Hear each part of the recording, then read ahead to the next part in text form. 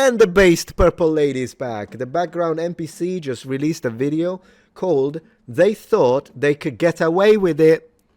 Who's they? What are they trying to get away with? I don't know. I haven't watched it, but I'm looking forward to it. Hi! It is so great to be back. I have missed you guys so much. I know I was gone for a little while. I'm so sorry. Between the holidays, work, catching up on games, getting a new puppy, and then unfortunately getting pretty sick. It has been a lot, but I am doing well now, and I can touch more on all of that at the end. But first, we have to catch up on everything that has happened while I was gone. Well, Claire Obscure had a massive sweep at the Game Awards.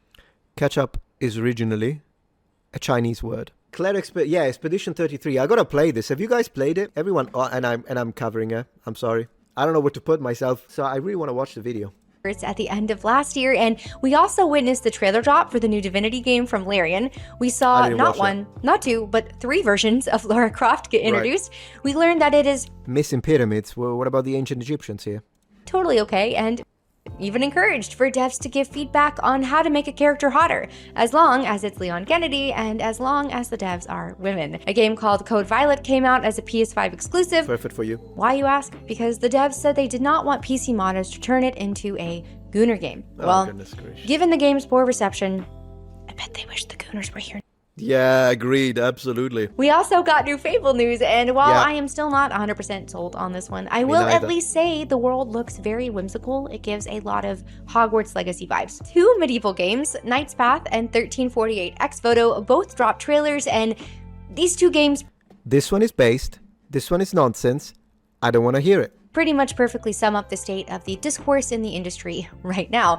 And then, finally, there's Highguard, which launched and managed to break almost 100,000 concurrent players. Unfortunately, it has now lost about 90% of those players and is sitting at like 20,000 mostly negative reviews on Steam. And I wonder why. So the breastplate as well, they got it right though. The breastplate is supposed to end above the navel. And then if you want more protection here, either you wear, I know this guy as a GUN, I'm just saying from a medieval perspective, either you have mail or you put a placard, so a separate plate that then kind of does this with the breastplate so you don't lose the ability to bend.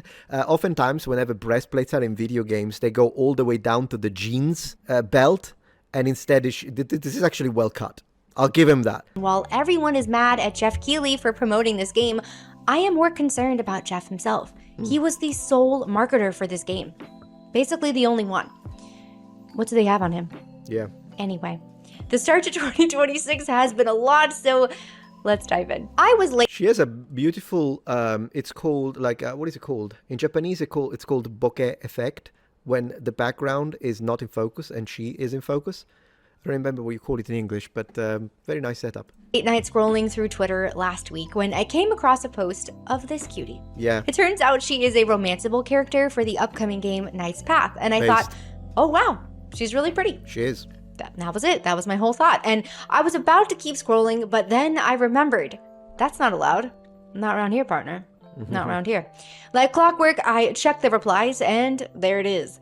Gooner bait, incel game, and I just have to ask, have we really fallen this far? Have we gotten so used to unattractive female characters that look like they were generated by an AI trained on solely mugshots that now a woman with a normal, pretty face is considered gooner bait? I would like... Yeah, honestly, this is not... Guys, she's a pretty girl, but literally that's probably a random cashier in Sweden. I mean it. What a joke. To add, it is literally just her face. The picture is from the neck up. She is just standing there, minding her own business, prettily, and the horny police say straight to jail. But honestly, I was so proud of the devs for sticking to their guns amid the backlash. This art direction came directly from a poll that they had run previously with their audience, and they followed through wholeheartedly. But yeah, you see, someone in chat agrees. Yes, I'm Scandinavian. This is a normal girl. Absolutely. You see, it's just that she's not fat, she doesn't identify as a man, and she is in black. And so they don't like that. They're like, it's disgusting. Yeah, goodness gracious. Then came the thing that really set people off. Yeah. Someone asked if there would be representation in the game. And the devs did the unthinkable. And I meaning gay.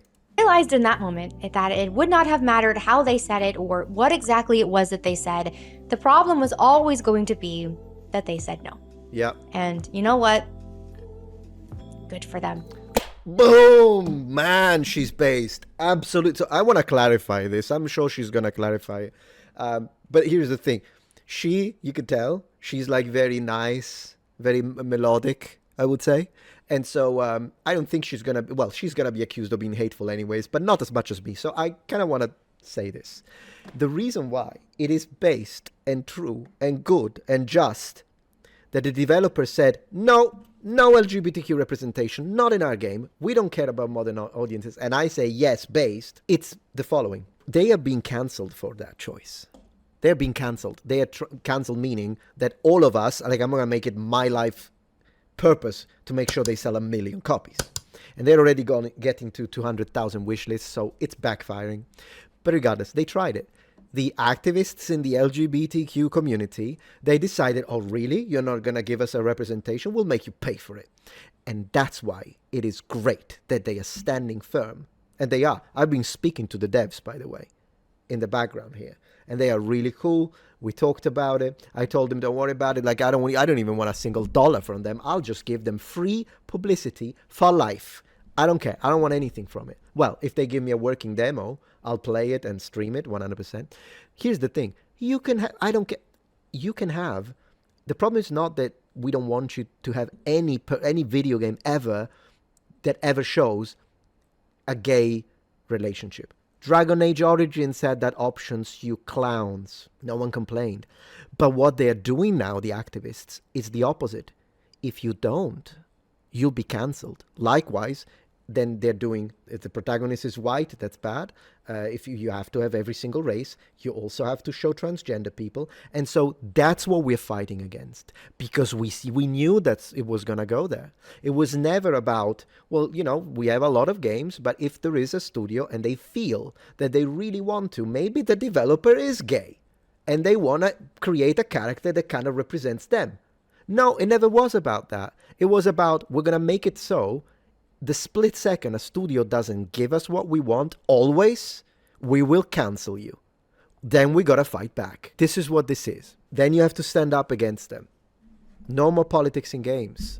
If you appreciate my content so far and wish to help ensure my ability to continue to tell it how it is, regardless of any possible backlash, please support this channel on Patreon. Any support helps me and my team of academics keep the channel strong and gives us the means to fight back against the political rewriting of history. Stand with us, form the wall, defend the truth. Because if this industry is going to course correct, we need devs who can say Awesome, no Mama. without fear. Exactly. The pendulum has just got to swing, and Yes. this is what it looks like. We need devs that are solely focused on the story that they want to tell and Exactly. something that they are truly passionate about. Rather than trying to cater to the modern audience Exactly. or make something for everyone, we need devs who aren't bending over to appease journalists or loud right. Twitter activists. Devs who are not using their Steam page solely as a LinkedIn diversity statement. Knight's Path is a game that knows exactly who it's for, and it is building for them. And it turns out that's actually a lot of gamers, because they are already at 200,000 wish lists, including me, and you may or may not hear my voice in there somewhere whenever the... That is awesome. She's gonna voice over a character. That's amazing. I love that. Now we need Asmongold's voice. I want Asmongold's voice in the game. Am I right? game releases. Now, if Knight's Path isn't your thing, that is totally fine. You definitely do my have thing. options. You could check out 1348X Photo, where you play as an angry lesbian knight with a bowl cut on a revenge quest across medieval Italy. And I do say this genuinely, that is one of the most unique, yet also not unique, pitches I've heard in a long time. Why does she suspiciously look like Bella Ramsey? I don't know. The game also features Jennifer English, though, who I love so much, and I think she is so talented. But I will be honest with you, you know how I feel about my female characters, and when I saw the trailer, my thought was simply, I am not sure who is, but I certainly am not the target audience for this, and I clicked off. And apparently, when the X-Photo devs saw everything happening with Knight's Path, they could not do the same. They hopped into the discourse with a snarky modern agenda tweet of their own, and journalists immediately materialized to defend them. Here is what is so funny to me. If you are confident in your game and your audience, why say anything at all? Well, apparently they can dish it out but not take it, because they have now closed their Steam discussion boards. Of Very course. Knight-like, Very chivalrous. Yeah, exactly. But anyways, if you like that, buy the freaking game. Buy it. Play it. I'm not playing it.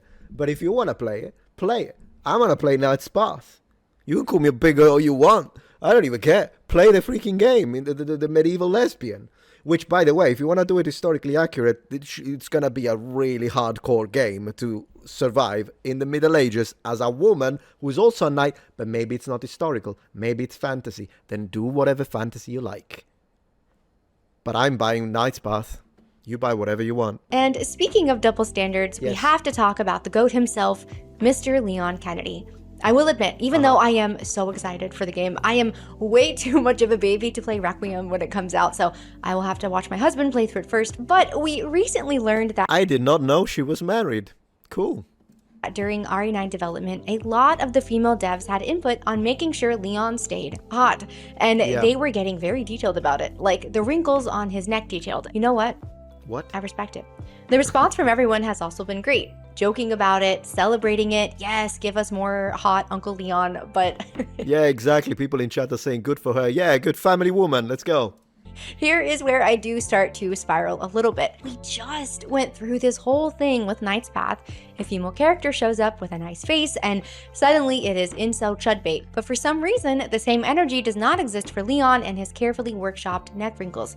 Nobody is calling those devs weird for putting thought into making him attractive. They are passionate about making him attractive, and there is nothing wrong with that. They enjoy it, the audience will enjoy it, and it will help sell more copies of the game. And it is the same thing with Lara Croft, a character who has always been meant to be attractive, but the recent reboot comes out and suddenly people are clutching their pearls over her outfits, over her wearing makeup in a video game where she fights dinosaurs. Why does she need mascara to explore a tomb? I don't know. Why does Leon need neck wrinkles to fight zombies? Well, to be fair, I think my wife would absolutely wear makeup before chasing a Tyrannosaurus Rex. I'm just gonna be honest with you. So that one maybe is not necessarily a problem. Why does anyone need to look good doing anything? It is a video game. It is for fun, escape, and enjoyment. Rules for thee, but not for he, I guess. Okay, let's talk about Highguard, which is truly one of the games of all time. So, like I mentioned, it launched with almost 100,000 concurrent players, very huge numbers, and then almost immediately lost about 90% of them.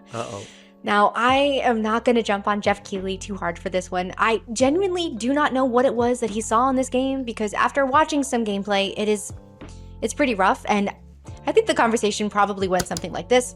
Jeff played a demo, fell in love for reasons unknown, told the devs, I am giving you a primetime slot in this year's Game Awards, and they were probably like, are you sure, Jeff? I don't know, maybe a smaller slot, maybe a tweet. And Jeff said, no, final spot, trust.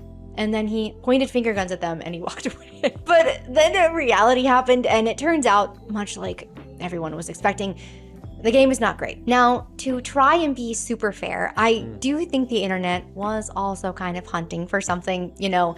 Everyone was looking for the next Concord. They wanted a new punching bag, and Concord was such a colossal flop, and I would like to underline this.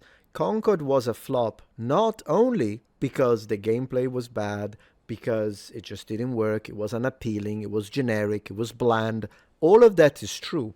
Problem is that creators that only say that, but then pretend as if the DEI in game and the woke nonsense in the game aren't also a reason why a lot of gamers didn't buy it, are fence sitting. And there are plenty of creators that did that, and I hate it when they do that. It's like when they say, oh, Dragon Age Veilguard is a bad game because of the gameplay, and you say nothing about the LGBTQ transgender indoctrination as one of the reasons why the game flopped. I'm not even asking you to agree with it. You could say, hey, I think it's a beautiful story about transgender. It touched me. I loved it. But it is one of the reasons why it failed, because a lot of gamers disagree with you, me included. I hated when gamers do that. I think one of them was, I think Angry Joe, because he's gone into his ultra-left state now, which is, I would have never expected him to be honest. He was all about guns and this and that, but whatever, apparently. It's his politics, it's his freedom, I don't care. But I hated when they do that. And another one was Critical, whom I watch Critical. But when he talked about Concord, it's like he couldn't say it. He couldn't say that one of the reasons was clearly that it didn't appeal to a massive amount of gamers. And it's not just the right-wingers, the centrists hate it too. And I've got a couple of friends of mine who are moderately left, and they're like, yeah, but when they push the woke stuff too much, it's too much for me as well. But yet they have to pretend it's not the case, and that really annoys me. Because at least tell it for what it is. Highguard showed up at exactly the wrong moment with maximum spotlight on them, and I don't think most people are rooting for games to fail. Highguard was just at the wrong place at the wrong time, and this is just yet another sign that people are so over the modern slop. Yes. We are tired.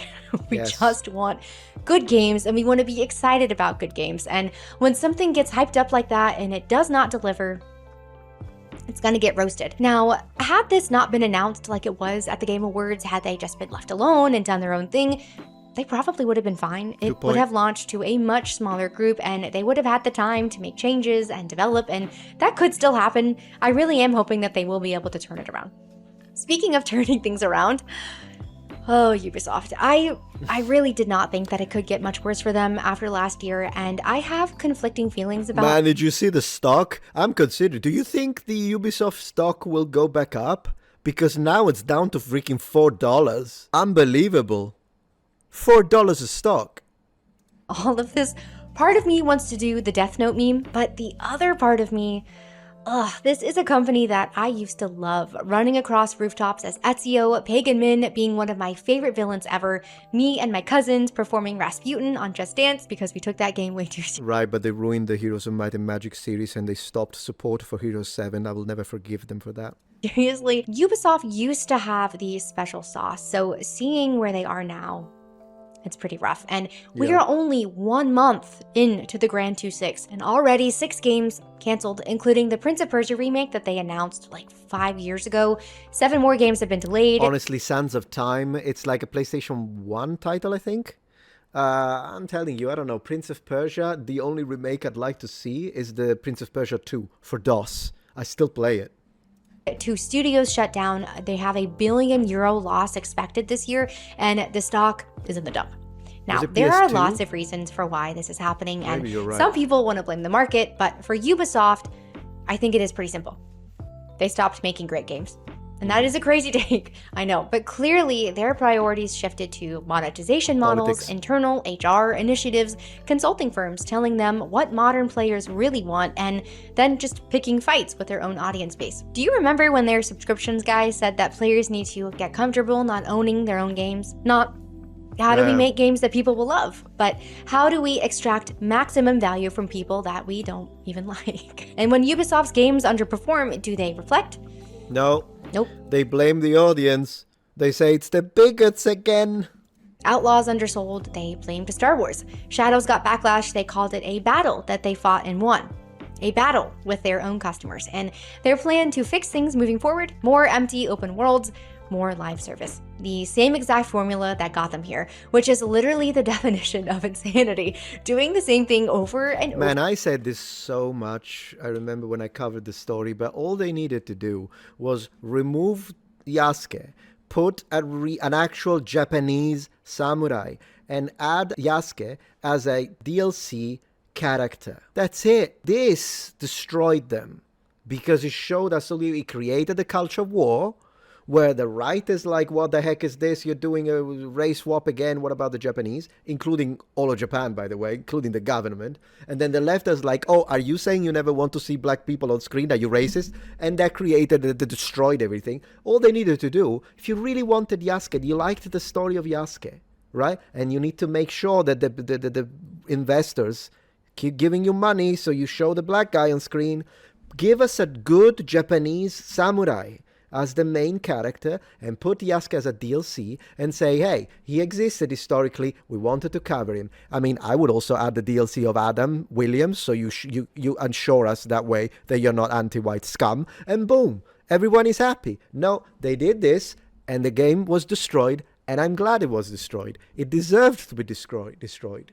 Them here, which is literally the definition of insanity. Doing the same thing over and over, expecting different results, which I do have to point out that a character from their own game, Far Cry 3, actually quotes. So that is one side of the coin. Now, let me show you the other side. While Ubisoft is collapsing, Sven Vinke casually posts that Divinity Original Sin 2, a game from 2017, just had its best sales month since launch. How does that even happen? Yeah. Well, Sven says it's pretty simple. They make great games and they respect and like their players. At the Game Awards, they announced their return to Divinity, their most ambitious game yet, bigger than Baldur's Gate 3, and you could just feel the passion radiating off of it. But shortly after that, they hit a bit of controversy over sharing that they were using Gen AI tool experimentation, which personally, I think the whole blow up over this was a bit ridiculous. They were just... For me, it depends what they use the AI for. If the AI is making the assets instead of artists, I disagree with it. If the AI is used to to create some placeholders or to help with, I don't know, some routine aspects of the code maybe, and I wouldn't really bother me. It kind of depends personally when it comes. I just don't want the games to be created with AI. Absolutely not. I know Elon Musk is all about that. Personally, no. I mean, there are a lot of things I agree with with Elon, but that one is one of those that I'm like, no, I'd rather keep it a human business. But a little bit of AI implementation to help with mechanical routine stuff, I'm not against it. I think it's really a case-by-case scenario. Trying to be transparent about their creative process, but... Yeah, there you go. Anyway, with all of that, what did they do when they were hit with that backlash? Did they gaslight everyone? Did they call it a battle? Nope. They held a Reddit town hall with Sven, the art team, the writers answering questions directly. It is clear that they have a lot of passion and love for what they do and for their audience. Look no further than all of the free content that they released the past 2 years for Baldur's Gate. And after 20 million copies and all of those awards, they are still indie. They even chose to walk away from the Baldur's Gate franchise for now, which would have been a guaranteed money printer for them because they wanted to work on something they were more passionate about and deliver the most amount of value for their fans. Same industry, but completely opposite results. Yeah. I think it really does come down to two questions. Do you like the game you are working on? And do you like the people you are making it for? Because when the answer to both is yes, you get Larian. When the answer to both is no, you get Ubisoft. Side note, I did finally play DOS 2 over the holidays. I was one of those post-spike sales. The hype got to me. What can I say? And the whole time I was playing, I kept saying, this reminds me of Baldur's Gate 3. So if you are into CRPGs, I highly recommend it. It is a very well done game. Cool. Whew, okay, that was a lot. But if you made it to the end of this video, thank you so much for being here. Like I said at the start, it has been a while, but you know what they say. Absence makes the heart grow fonder. So you see, it's thanking all of you guys because we were here until the end. Hopefully that is true for you too. Hopefully you missed me at least a little bit. It was a really busy couple of months though. I had family stuff, holidays, work. I finally did get to play Dispatch though. I beat DOS 2, which took a lot longer than I expected, but just getting to sit down and get lost in a good game again, it felt really great. Something that didn't feel great. She's lovely. She's lovely. Let's give it a like. We watched the video. Go subscribe to her. Absolutely. It's gaming time. I'm playing.